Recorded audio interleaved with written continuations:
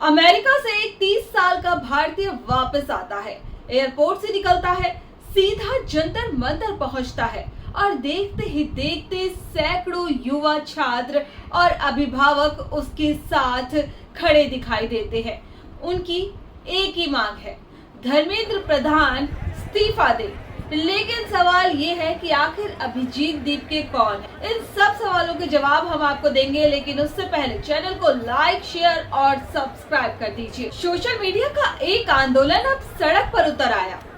आज की कहानी सिर्फ एक प्रदर्शन की नहीं, बल्कि भारत के करोड़ों छात्रों के गुस्से की कहानी है। 6 जून 2026 दिल्ली का जंतर मंतर, कड़ी सुरक्षा के बीच सैकड़ों लोग जमा होते दिखाई दिए।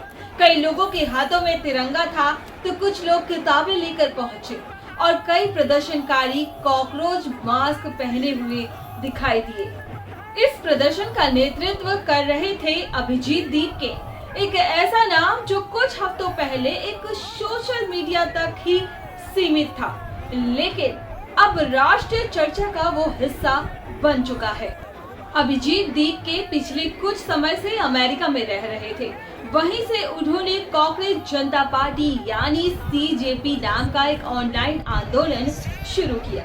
शुरुआत में लोग इसे एक व्यंग्य या मजाक समझ रहे थे, लेकिन धीरे धीरे इसने युवाओं के बीच अपनी बड़ी पकड़ बनाई।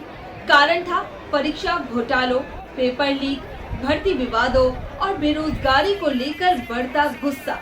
दीपके का दावा है कि देश के युवाओं की आवाज दबाई जा रही है और यही वजह है कि उन्होंने ऑनलाइन आंदोलन को सड़क तक लाने का फैसला किया। अब सवाल ये कि प्रदर्शनकारी किस लिए आए थे? मुख्य मांग थी केंद्रीय शिक्षा मंत्री धर्मेंद्र प्रधान का इस्तीफा। प्रदर्शनकारियों का आरोप है कि नीट, सीबीएसई और कई परीक्षाओं से जुड़े विवादों ने छात्रों का भरोसा तोड़ा है। उनका कहना है कि बार बार पेपर लीक, परीक्षा प्रबंधन की खामियां और भर्ती प्रक्रियाओं पर उठते सवालों के लिए जवाबदेही तय होनी चाहिए। जंतर मंतर पर नारे लगे, मेक इन इंडिया नहीं, लीक इन इंडिया। क्यों? Students deserve justice, education system fix करो। यानी ये सिर्फ एक मंत्री के खिलाफ प्रदर्शन नहीं था, बल्कि पूरे शिक्षा तंत्र पर सवाल था। रिपोर्ट्स के माने तो प्रदर्शन में बड़ी संख्या में छात्र, युवा और अभिभावक पहुंचे। दिल्ली पुलिस ने सुरक्षा बढ़ाई हुई थी। दिलचस्प बात ये रही कि आंदोलन की तरफ से लगातार शांति बनाए रखने की अपील की गई।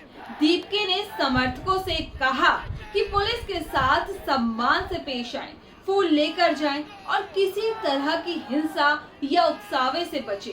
यानी आंदोलन अपनी छवि शांतिपूर्ण जन आंदोलन के रूप में पेश करना चाहता था। अब सबसे बड़ा सवाल, आखिर ये आंदोलन इतना वायरल क्यों हो गया?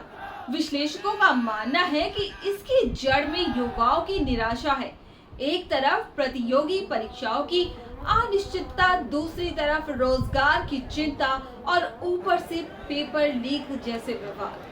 युवाओं का एक बड़ा वर्ग महसूस करता है कि उनके भविष्य से जुड़े मुद्दों पर पर्याप्त जवाबदेही नहीं है। यही वजह है कि सोशल मीडिया पर शुरू हुआ एक व्यंग्यात्मक आंदोलन अब वास्तविक विरोध प्रदर्शन में बदलता दिखाई दे रहा है। हालांकि इस आंदोलन को लेकर विवाद भी कम नहीं है। सरकार समर्थक लोग इसे राजनीतिक एजेंडा बताते हैं, वहीं समर्थकों का कहना है कि ये सिर्फ छात्रों और युवाओं की आवाज है।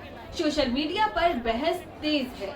कुछ लोग इसे नई युवा राजनीति का संकेत मान रहे हैं, तो कुछ इसे क्षणिक सोशल मीडिया लहर कह रहे हैं। सच क्या है, इसका जवाब आने वाला समय देगा।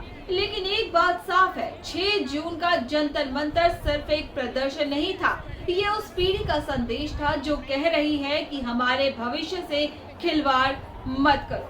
ये देखना होगा कि क्या ये आंदोलन कुछ दिनों की हेडलाइन बनकर रह जाएगा या फिर भारत की छात्र राजनीति में एक नया अध्याय लिखेगा। आपकी क्या राय है? क्या शिक्षा व्यवस्था में जवाबदेही तय होनी चाहिए? क्या धर्मेंद्र प्रधान को इस्तीफा देना चाहिए? कमेंट करके जरूर बताइए। अगर वीडियो पसंद आया हो तो लाइक, शेयर और चैनल को सब्सक्राइब करना मत भूलिए। मिलते हैं हम लोग नेक्स्ट स्टोरी में। स्टे ट्यून, बाय बाय, नमस्ते।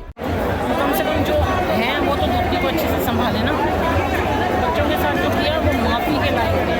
इनको शराफत से खुद ही इस्तीफा दे देना चाहिए था। मैं नहीं